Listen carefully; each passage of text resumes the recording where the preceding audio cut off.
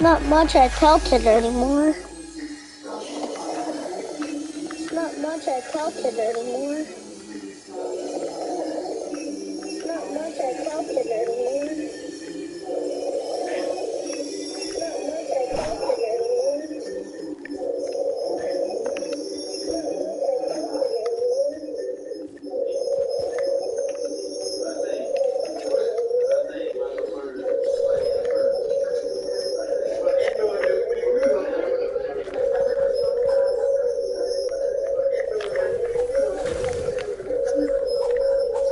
Broken tile. Broken tile. Weird. Broken tile. Weird. Broken tile. Not much I told it anymore.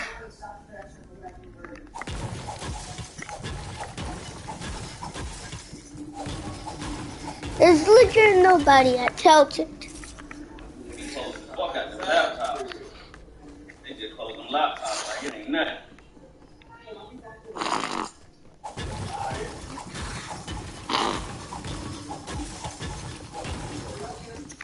Not much.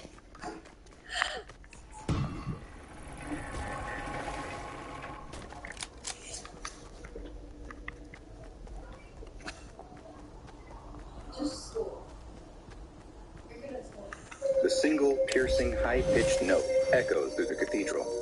It hangs in the air as the boy sustains it for far longer than his small lungs should be capable of. The boy is the star of the choir and is well known throughout his city and even beyond. People come from far and wide for the chance to hear his perfect soprano voice. But on this night, there are only a few people scattered amongst the many rows of pews to listen to the choir as it practices. And for good reason. While the boy's lauded voice is as sweet and powerful sounding as ever, the choir itself is at its lowest point in recent memory. This nadir has occurred because many of the other boys who used to sing in the choir have vanished. The choir finishes its song, that's all for tonight, and the boys begin to put on their coats and gather their things from underneath their chairs. The boy with the perfect voice feels something on his shoulder and spins around with affright to see that it is just the hand of the priest, who is also the conductor of the choir. The priest is an old man with a deeply wrinkled yet kind face, and he reminds the boy that he is to head straight home. The boy promises the priest that he will go directly to his house, and the priest reassuringly pats the boy on the shoulder before walking away to give the same advice to each of the other boys. The boy steps out into the dark, cold night as the heavy cathedral doors shut behind him. It's softly raining, and he pulls his coat shut to try to keep out the damp and cold. As the boy begins to walk, he takes note of the closed newsstand across the street. The day's papers are still hanging outside and tell of yet another boy who has gone missing. This one from the next town over. There are still no leads in the cases, and parents have been growing angry with the police over the lack of any progress.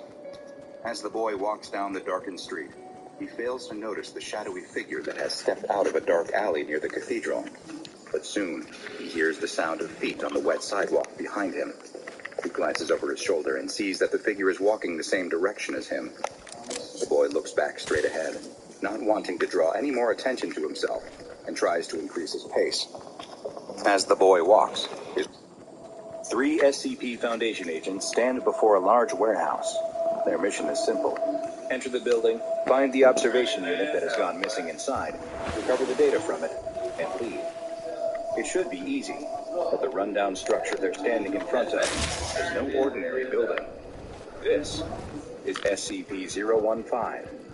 The leader of the group, a large, muscled man who goes by the codename of Agent 6, slides open a large door on the front of the warehouse, and immediately the whole group is struck by a sight that makes them reconsider just how easy this mission is going to be. In front of them is not a wide-open warehouse floor, but a cramped tunnel leading deeper into the building. The group has a job to do, though, and so the 3 head inside. Agent 2 first, followed by Agent Long, the data specialist, and finally, Agent 6, the expedition leader in the rear. As they enter the narrow hall of pipes, light from their flashlights plays off the floor, walls, and ceiling. Flashlights are one of the only items allowed in SCP-015. They reveal what the researchers had told them in their briefing. Many of the pipes aren't made of standard materials, but instead are all sorts of strange substances like wood, glass, or even bone. The odd series of pipes have formed a twisting tunnel leading deeper into the warehouse. The group must be careful, since the floor is uneven, with pipes occasionally sticking up out of the floor like tree roots, ready to trip the unobservant. The three follow the corridors of pipes along the path that they each had to memorize. As they find branching paths, Agent 2 speaks the series of turns they must take aloud. Left, right, and so on as they go deeper and deeper. They'd have to follow the directions exactly if they hope to reach the place where the modular robotic vehicle. They're probably like, dang it, I don't like today. Again, right? Just a couple more turns and they'd reach the point where the MRV had sent its last signal before going offline. As they walk, though, they find that some of the passageways are getting more difficult to pass. The pipes have closed in at certain points, choking the already small tunnels down to mere crawlways. At one particular point, get down and pull themselves along the ground. After Lon and 2 exit the tight passage, Agent 6 suddenly calls out to the 2 agents ahead of him. "What is it? What's wrong?" 2 asks. "I'm stuck," comes the response from 6. Lon and 2 grab 6's arms and begin pulling. With a loud grunt from all of them, 6 finally comes free. His pants are shredded from the thorny wood that one of the pipes in the narrow tunnel is made from. But he's free, and they can continue on. Finally, after what seemed like an hour of walking, they finally find it. The modular robotic vehicle that had been sent in to investigate the current state of SCP-015. There's something very strange about the robot's condition, though. It looks like it has been speared right through its primary observation unit. A smooth black pipe that appeared to be made of dark fabric had pierced the vehicle right through its camera, but the lens didn't appear broken. Instead, it looked as if the pipe had somehow connected with it, docking inside the lens housing as if the 2 parts were made for each other. Other pipes had protruded from the floors and walls as well, snaking into open spots on the vehicle, lifting it up a foot off the ground. They looked over the robot, which was held helpless in the air, its wheels slowly spinning as its internal battery ran down. The agents walked around the MRV, examining it, looking confused about the fate that had befallen it. 6 suddenly broke the silence. "Well, what are you waiting for?" Lon wasn't sure what to do, though. As she got closer to the robot, she noticed that a foul-smelling substance was dripping from the pipe that had merged with the camera. Her job was to remove the data from the MRV, but they also had strict orders not to damage anything in SCP-015. So what was she to do about the robot? Wasn't it technically a part of SCP-015 now? She was worried that if she removed the data cards, SCP-015 might... She didn't know exactly. Six didn't find it, though. Researchers may have told them that 015 is the action. Now, it's just a bunch of weird pipes. Maybe it's broken. No. Even though they were there, it hadn't shown any signs of sentience, let alone sapience. He wasn't going to hang around in here any longer than he had to, though. If Lon wouldn't get on with it, then he would. 6 moves to the MRV and flips open the data cover on its side. More of the fetid liquid pours out. Lon and 2 both look at each other. Did the other hear that too? It sounded like steam venting from somewhere deep inside SCP-015. 6 doesn't seem to have heard it, and begins to remove the thin data cards from the MRV. With the data now recovered, he decides to see if he could free the vehicle from the pipes. It wasn't necessarily a mission objective, but why let good foundation property go to waste when it's right here in front of them?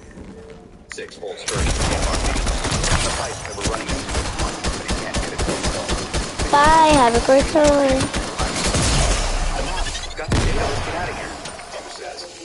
6 isn't done trying. Come on! He uses both hands, pushing against the wall of pipes with his foot to gain additional leverage, when suddenly... I can't even win! I think I got it. But 6 was mistaken. It wasn't the sound of the MRV coming free that he had heard, but the sound of the floor underneath him giving way. 6 falls into the floor up to his armpits, and the other 2 agents rush to help him. I can't As they do, they win! notice the glow and immediate burst of heat coming from the hole. 6 I give up. and glass begins to fill the hole, and Agent 6 cries for help as they desperately try to pull him free. his cries turning to screams of desperation as they each grab an arm and, after a struggle, finally manage to free him and drag him from the home. Six is no longer screaming as he is pulled free, though. His eyes and mouth are locked wide in sheer